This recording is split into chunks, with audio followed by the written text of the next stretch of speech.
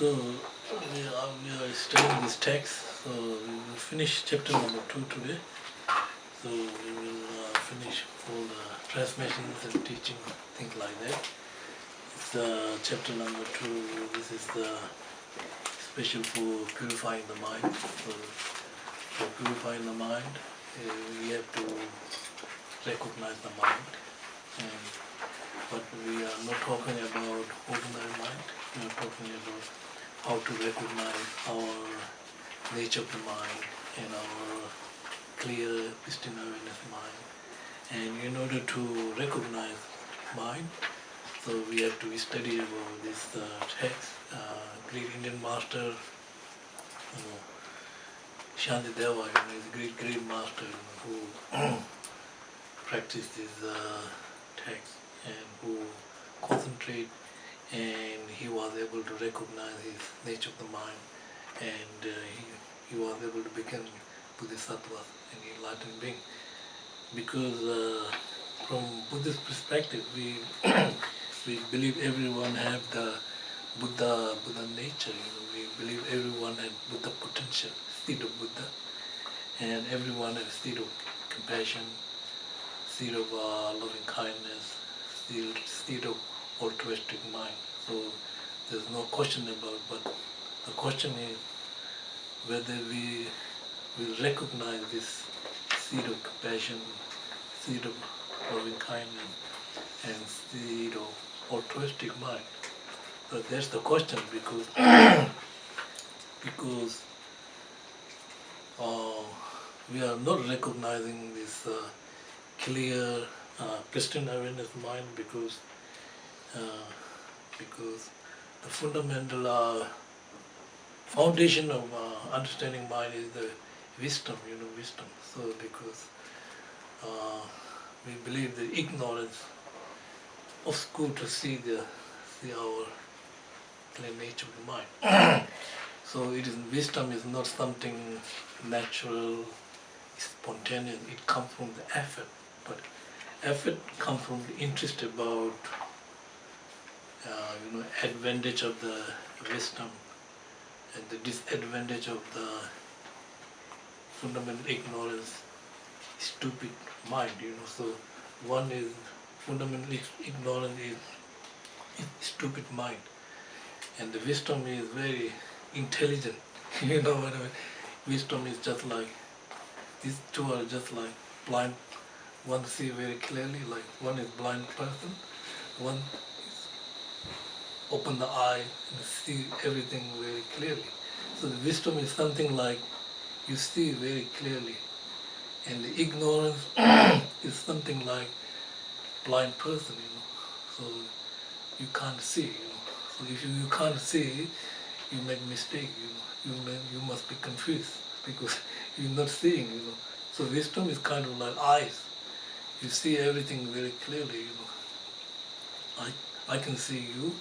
You can see me. It's just like clear wisdom. So wisdom does not come from.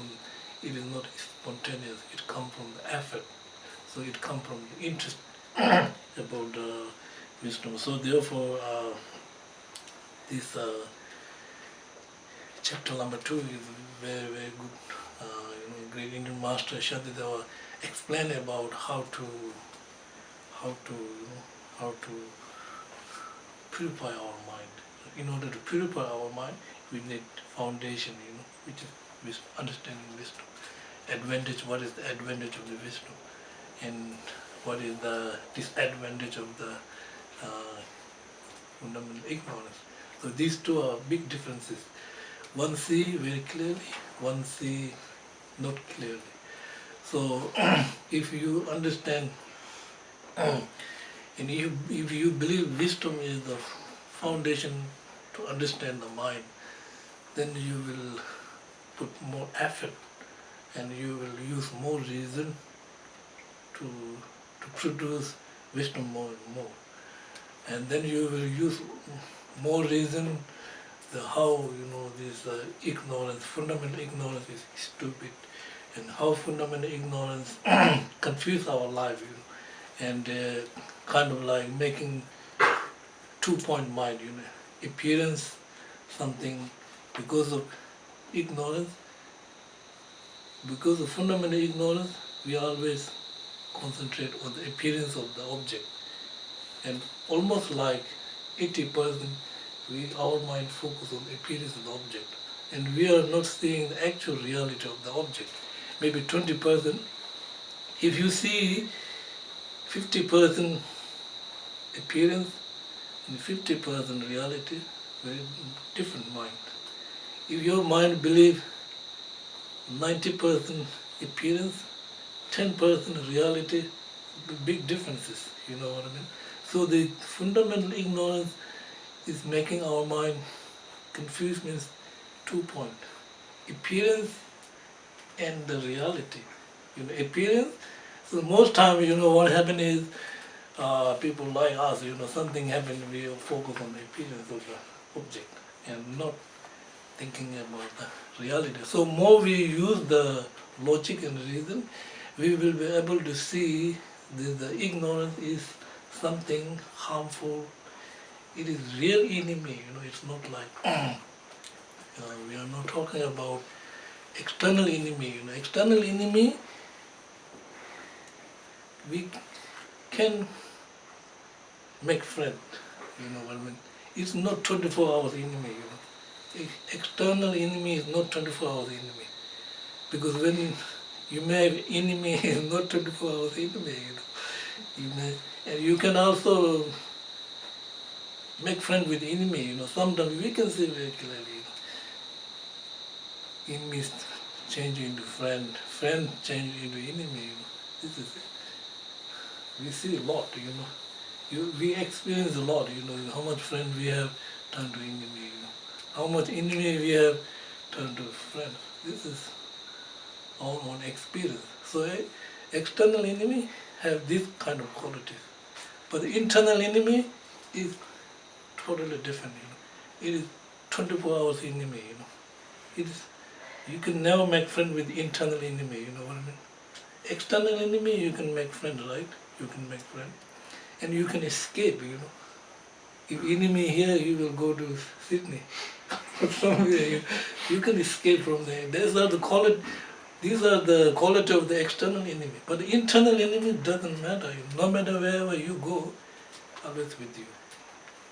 It is 24 hours enemy. So it means when we are ignorant, you know, when we use more reason, we will be able to see how ignorance is harmful. Then we will be very interested about the producing wisdom, you know. This is, for example, like we can see very clearly, you know, when the little baby children, first they are not that smart, right? Have to go to kindergarten, then go to school, then go to high school, then go to university, getting more and more intelligent. This is kind of like wisdom is something like that, you know. It is like that. So because you kind of like open your mind, you know. So when you are very interested about wisdom and produce wisdom, then when you encounter with the problem, you will not insecure, you know. You can handle this problem, you know. Does not mean you can solve all the problem, you know. You can make problem, minimize the problem, or you can cut the level of problem, or you can reduce the problem. You know what I mean. These are the quality of the wisdom. So therefore, we're saying that this chapter number 2 for the purification, the fundamental understanding of mind is understanding wisdom. So therefore, I will read finish this chapter number 2. If I need to complete with doctor's advice when frightened by common illness, then how much more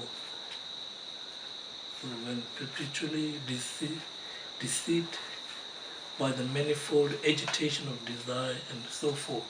So this is saying, you know, ordinary physical sickness. Doctor there, you know, nurse there. But if you didn't take the medicine, what happened? There's no way you will cure your physical health, physical sickness. So doctor there does the prescription, you will take the medication, and the nurse there, you will be able to cure the sickness. So similarly, so external, so here Shantideva was talking about these are external sickness. Internal sickness is mental sickness. It's a mental, your problem inside mind. So mental sickness, where does it come from? Only two: self-judging mind and a grasping mind. These are the two great enemy, which it's very clear, isn't it? The more we think about others, the more you're happy. More you harm others, eventually harming yourself. You know what I mean? If you're very selfish, no friend. People don't want to stay with you. Distant because he or she, oh, I don't want to stay with this person because very selfish. So you destroy your own peaceful. So you are socially enemies. You need company. So if you are very selfish, you are destroying your company. Nobody wants to stay with you because you are selfish. People don't want to associate with you. So eventually, if you really use the wisdom, you are destroying your peacefulness. Because you want friend, you want social, right? You are selfish, how can be you social with others? No, nobody. So these are talking about internal illness, this mental affliction, mental problem. It's much deeper than the external illness. So therefore what you need is, you need teacher, like guru. Guru is the very important from Tibetan Buddhism, like we have Nyingma, guru transmission coming from Nyingma. Kagyu, guru, there's transmission, giving from master to the disciples, transmission. And Sakya, no matter what kind of Tibetan Buddhist, there's transmission. So transmission means if you receive teaching with transmission, which means authentic teaching. So that means it can be like that. For example, like if Guru is giving you authentic teaching, in the transmission, like if Guru is giving you sutra teaching, you need transmission. If there is no transmission, that means not authentic teaching. It can be like that. For example, like we can use this in the electric power. Electric coming from the main source of the power, right? This is the main source of the power. So you need wire, transmit to carry the electricity. And right now, currently you are using this light bulb. It's like blessing from the masters. If you cut the wire, what happened? There's no light. You know what I mean? So all there's the Tibetan, teaching. We are very fortunate because very authentic teaching. Because transmission, coming from teacher to the disciples, which is the source of electricity, is just like Buddha teaching coming from Buddha. And you see this wire, transmit the power or electricity is just like lineage. One disciple, teacher to the disciple, unbroken lineage.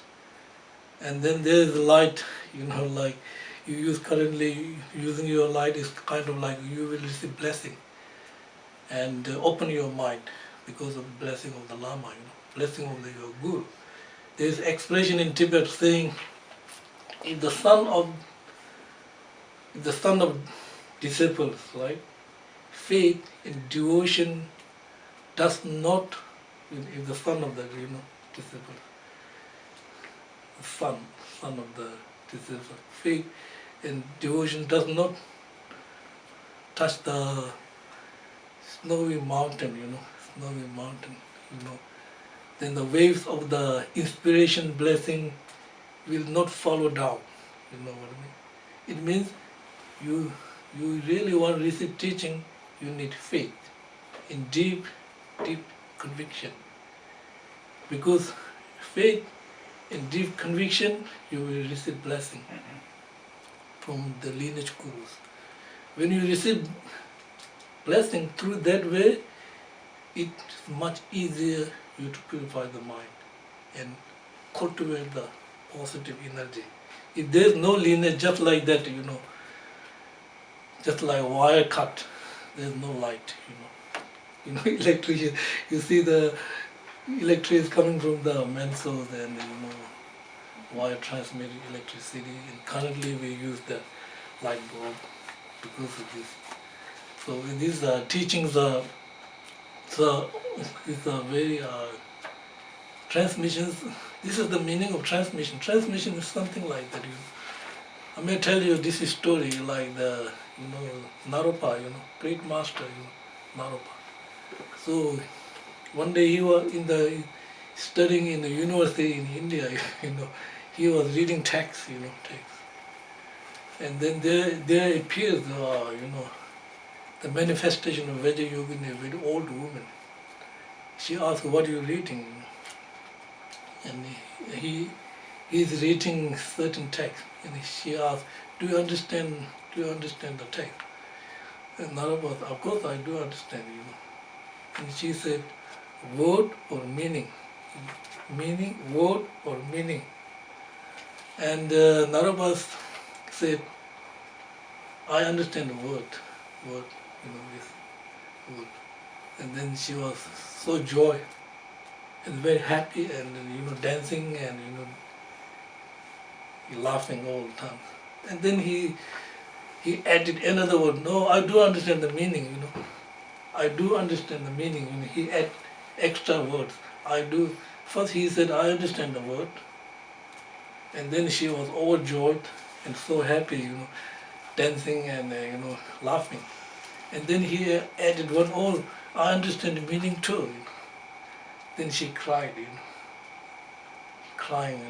This old woman's crying. And he said, "What's going on, When I said, I understand the word, you're laughing and dancing. When I said, I understand the meaning, you cry. Why are you doing like this?" And then she replied, this old woman replied, "Oh, when you said, I understand the word, you tell me truth. Like, when you said, I understand the meaning, you lie for me. You don't understand the meaning." Then he said, "How can I understand the meaning, He said, "You need teacher, guru, to see the telopa. Then you will receive." Then he really means this the transmission blessing, because he was, so this is a kind of like, Tibet, all the transmission, meaning of transmission is something like that, It transmitted means blessing and open your mind, and through that way, much easier, much quicker. That is the purpose of the receiving transmission. Otherwise, people really don't know what is really transmission means. People think, but that is the meaning of transmission. So no matter what Kagyu, Sakya, Gelu, Nyingma, all teaching, must have lineage for the transmission, like electricity transmitted through the wires from the guru to the disciple. So these are very important. So I will read this first. And if all people living on the earth can be overcome by just one of these, and no other medicine to cure them is to found elsewhere in the universe, then the intention not thinking that today alone I shall not die, for inevitably the same will come when I shall become nothing. How can grant me fearlessness? How can I be surely free from this? If I shall inevitably become nothing, how can I relax and enjoy myself? Then remain with me now from the terminated experience of the past, yet through my great attachment to them, I have been going against my spiritual masters and why. Having departed from this life and from all my friends and relatives, if all alone I must go elsewhere, what is the use of making friends and enemies? How can be surely freed from unwholesomeness, the source of misery, continuously night and day? I should only consider this. Whatever has been done by me through ignorance and unknowing, be it the breaking of a vow or did my nature wrong, I humbly confess it all in the presence of the protectors, with folded hands, prostrating myself again and again, my mind terrified by the misery to come. I beseech all the guides of the world to please accept my transgression and wrongs, since there is not good in the future. I shall do them no more. So this root text now the commentary here. The commentary, this was coming from the force of attitude. Remember, we have four forces. Force of attitude, force of foundation, force of regret, and force of promise. Four and application, or the four attitude is for purification, for best purification. So here is the force of attitude. Here is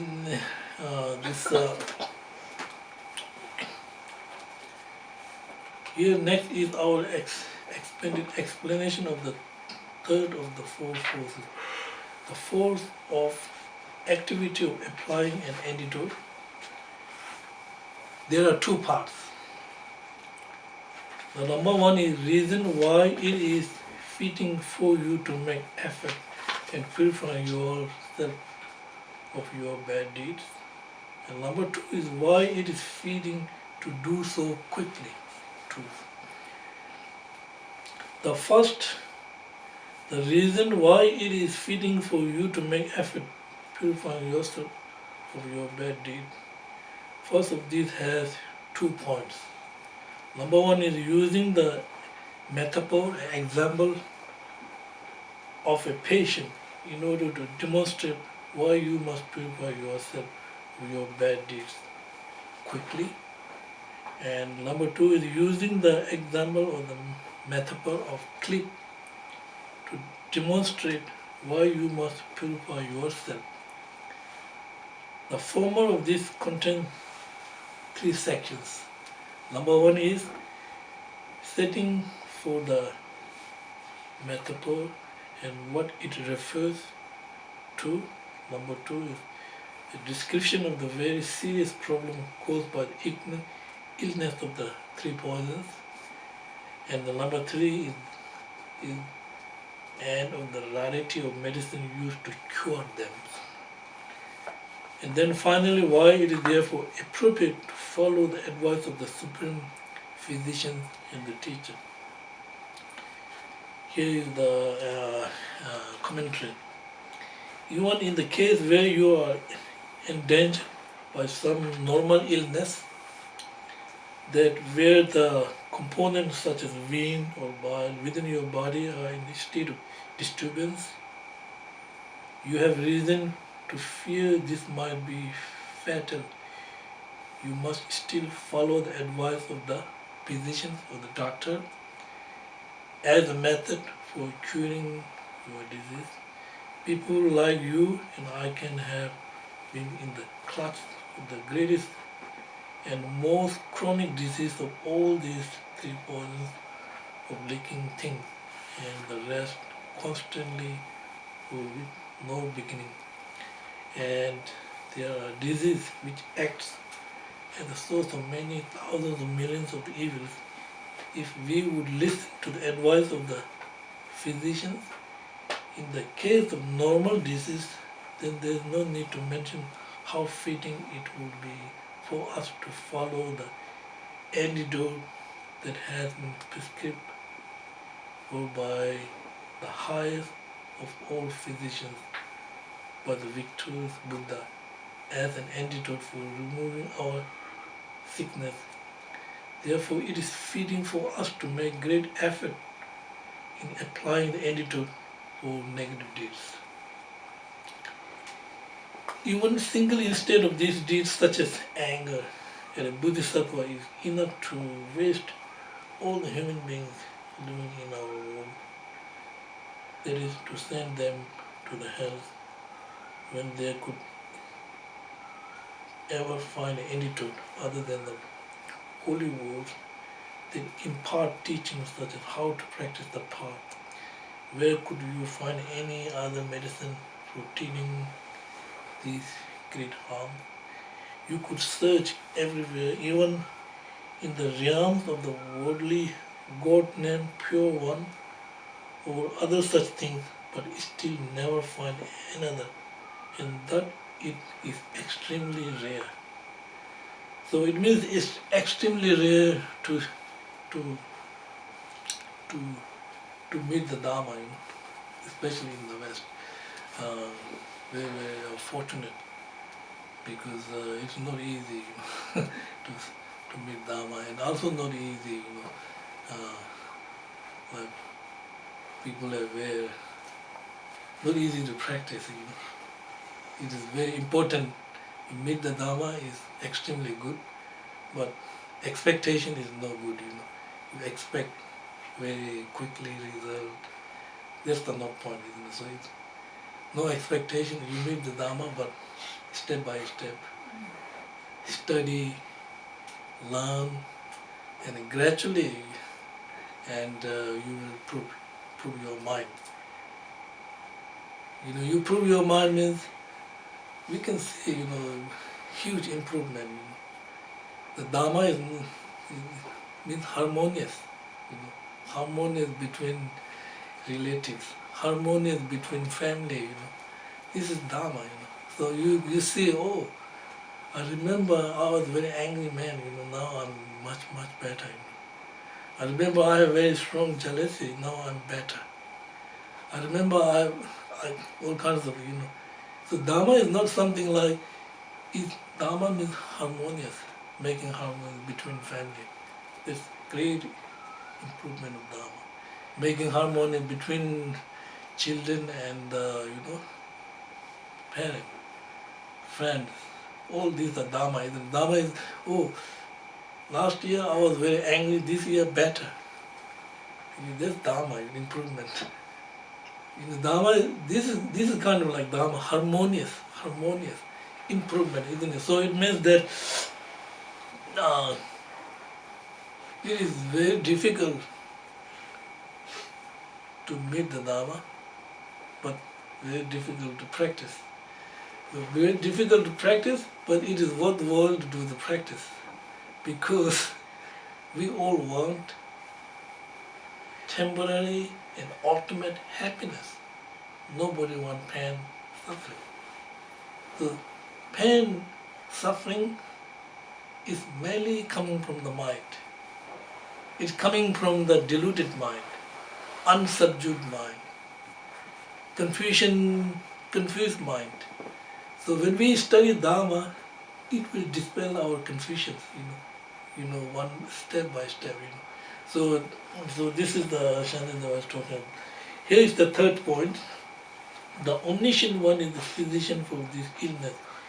He is one of who, from the bottom of your heart, go for refuge in the teacher, practice the teaching of this teacher is the proper way.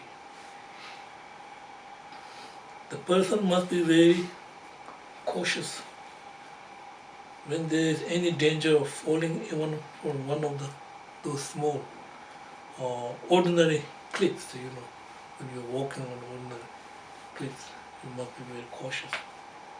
It kind of the kind around a mountain or the like, the type of cliff where if you fall off, all you can hurt is one of your arms or legs.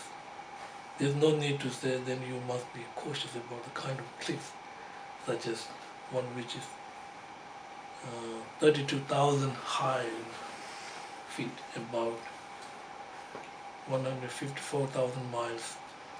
The distance of the hell of the known, this part is to be located below the earth. That is what expressions, many thousands of the yoganas or the miles is meant to represent a special kind of cliff from which you can fall. You must stay at the bottom for a very long time. This too is reason why you must make effort in applying antidote for the mental affliction. Here next is the discussion why you must purify yourself quickly. Why you do it quickly. This section has two parts. It's called instruction to make effort in applying the antidote to the negative deeds. In the beginning today itself, an explanation of why, since there is no reason at all that we can feel free of the threat of suffering, it is inappropriate to feel laziness about practicing the Dharma. Here is the first of the two. You might think yourself, mightly I should make some effort applying antidote. Maybe I will do this, you might think maybe I will do this next month, and maybe you go to the next year. They go like that, You might think, oh, maybe I will plenty time, maybe next week, next month, next year, go like that. That's very important. If you do something good, right? Today, if you do something good, you will dedicate, right? Because today is gone forever, you never come back. You know what I mean? Time, we cannot control the time. All we can do is His Holiness that we can use time useful, meaningful. That all we can do. So if today gone is gone forever, never come back. You know what I mean? Today is absolutely gone forever. Yesterday yet to come now. Tomorrow yet to come, right? Sorry, tomorrow yet to come. But nobody can control the time. Is moving, it is going all the time. So His Holiness, all we can do is make our time meaningful. When you're meaningful, you will rejoice your time. You will rejoice your today. I'm very happy I done something good. I'm very happy today. My time went very well. This morning till you check your daily activities with your mindfulness. So I done something good. I rejoice. I want to do more and more this again and again. If I done something wrong, I feel regret. I will not do this. Try my best. Because it is gone forever. It will never come back. This is very important. So here is saying, here is the second point. You might then say, even if it is true that we are going to die, it's not use to afraid of it. There's no point for being frightened. But you are here in the midst of the fear that comes from the seeing and hearing of everyone else, and the fear that you might fall into the lower realm. So what was it the holy beings that bless you and granted you the power not to fear, to say that despite that all this, there is no point to be frightened, no need to fear death or your own bad deeds, the fact is there is no being who could grant you any such power. So if you fail to make effort toward applying the antidote, then how could you ever gain any certain freedom from your negative deeds and from death itself? You never could be free, and then when you died, you would beyond any doubt disappear. So why it is that you fail to make any effort to applying the antidote, and why is it that you sit there, relaxed, lost to the effect of laziness? It is wrong to do so. Thus, you should make every effort in practicing the Dharma. Next is our expanded explanation of the fourth of the four forces. The force of restraining yourself from the negative, negative deeds in the future. So here there are three parts.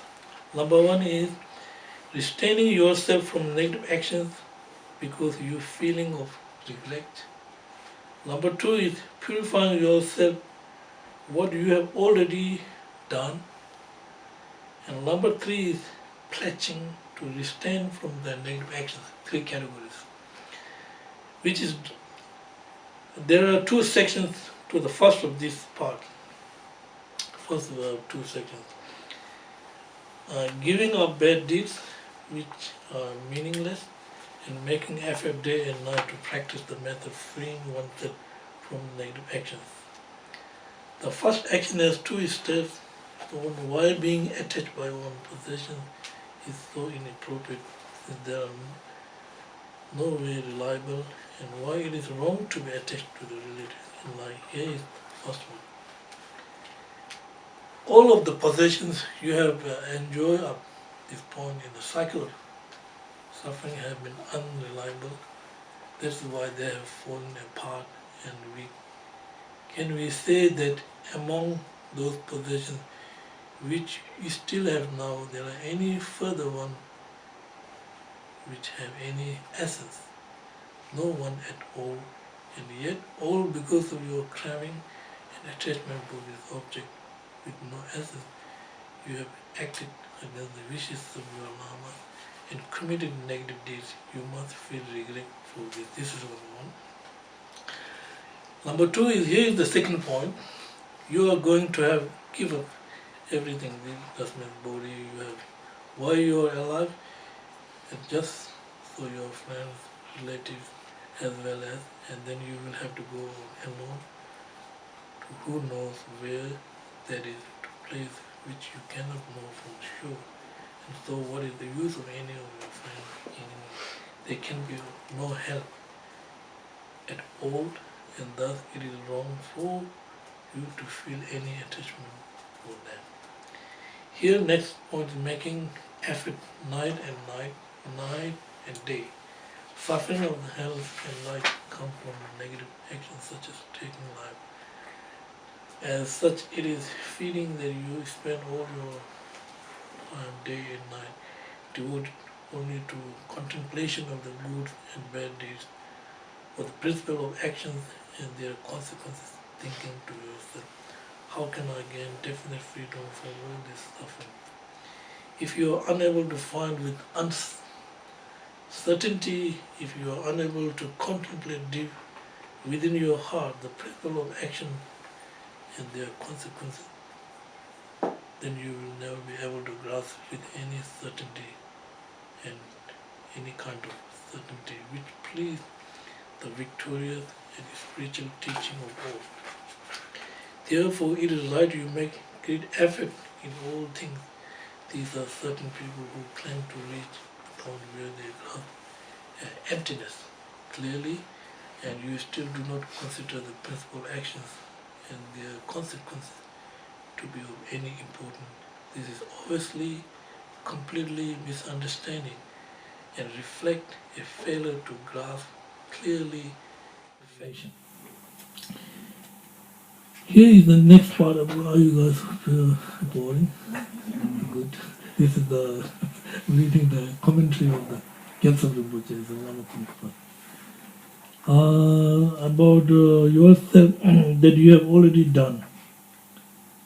We protect, we proceed into two steps concerning the thing it is that you purify, and then the way in which you purify yourself of it.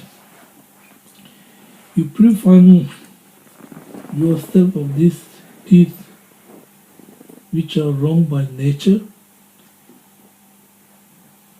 those that are negative actions, no matter who commit them, that regardless of whether the person in question is one with vow or not. And secondly, there are the deeds which are wrong because the Buddha has forbidden them, those which are wrong only for those who have taken vows. What you are purifying yourself, and whichever of these you may have committed, in short, you are purifying yourself any bad deeds. And all that you may ever have committed out of your lack of understanding and your dark ignorance, your failure to grasp the principal actions and their consequences. To purify this, you stand here in the direct presence of the protectors, which is before the Buddhas, their sons, Bodhisattvas, daughters. You express yourself joining your palm at your breast. In your thought, you develop sense of fear for suffering, and then you prostrate over again and again and undertake thus to purify yourself all these negative actions. So we have to purify like that. Next is pledge to restrain ourselves. For this reason, I make following request to the guides: to bad deeds I have committed are mistake, and I ask you to consider them mistake. The bad things I have done were nothing good, and from this movement on, even cost of my life, I will never commit any single one of them at all ever again. By doing, we stop flow of our bad deeds and restrain ourselves from this again. The teachings of the Buddha and the commentaries upon them present a great number of ways which we can clean ourselves of our bad deeds. The one antidote which is totally complete, though, is this purification, this practice of using all four forces together to do purifying. It is stated number of scriptures. For example, Bless of Reasoning by the Baba Viveka, Indian master, and great commentary to the Perfection of Wisdom 8000 for the Lord Buddha's sutra. And the practice can erase even those bad deeds which are definite to lead experience of the karmic result. People like you and I have great knowledge of the various law of actions and their consequences. Even very little bit we do understand, we are unable to put into the practice as we should. Every single day, then we can commit negative actions at a great variety of different ways. Because of this, we must follow the path of purifying ourselves of our bad deeds on the continual basis, and we should make effort in the practice, especially with intention of purifying ourselves of those thoughts and actions which block us from being able to develop true wish for enlightenment. I was crushed by the mistakes of being filled with arrogance, of deluded desire and jealousy, and it kept me from reaching the high wish of all before the protector then. From the depth of my heart, I confess every error that I may have met, I thought or word or deed. This is just brief words to summarize the chapter. So this is the finish transmission of the chapter number 2. So this is chapter number 2 is maybe I hope you are not boring, but this is very important finish because so if you want to understand Dharma, you need transmission, very important. Okay, transmission either with teacher or guru, which I mentioned before. Sutra, Tantra, transmission, then authentic teaching. We have expression in Tibet, when you believe your guru to be like Buddha, you will receive blessing Buddha. If you believe guru to be like Bodhisattva, you will receive blessing from the Bodhisattva. If you believe guru to be like a spiritual master, you will receive blessing correspond to the spiritual master. If you believe guru to be like ordinary, you will not receive any blessing. So it means when somebody is your guru or your master, you are making connection, because they are the person who are giving you transmission. And if you have developed deep conviction, faith, will receive blessing. Through that, easily open your mind and purify negative much quicker and cultivate, positive much quicker. So that is the purpose of receiving transmission. So transmission is kind of like coming from all these teachings are coming from Buddha. Buddha transmitted to other master, then master and teacher to disciple. Just like wire transmit power, and you will enjoy the light. When you cut the wire, where is the light? It's just like dark. No, nothing. You can't see anything, right? So it means Guru will open your mind. The mind means tell you how to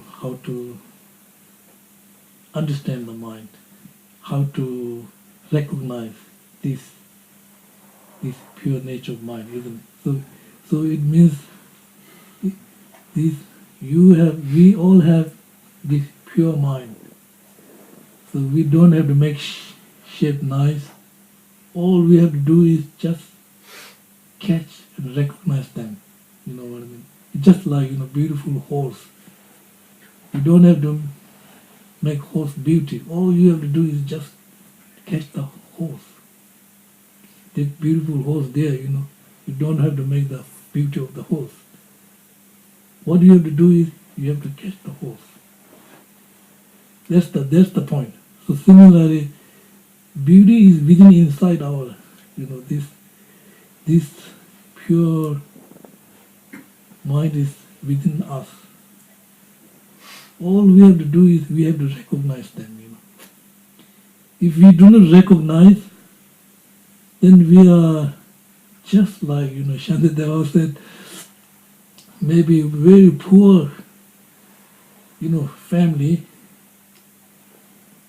and whose under the ground there is so many precious diamonds, and do not recognize it. Just you are very poor, so under your house there's so much precious diamond, and you are poor all the time.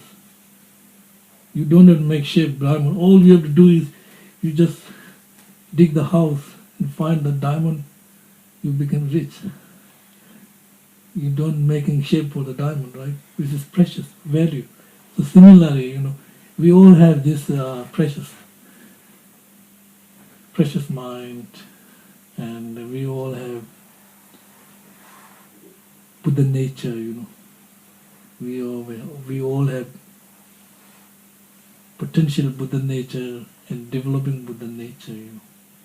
The potential Buddha nature is natural, natural, no matter who you are.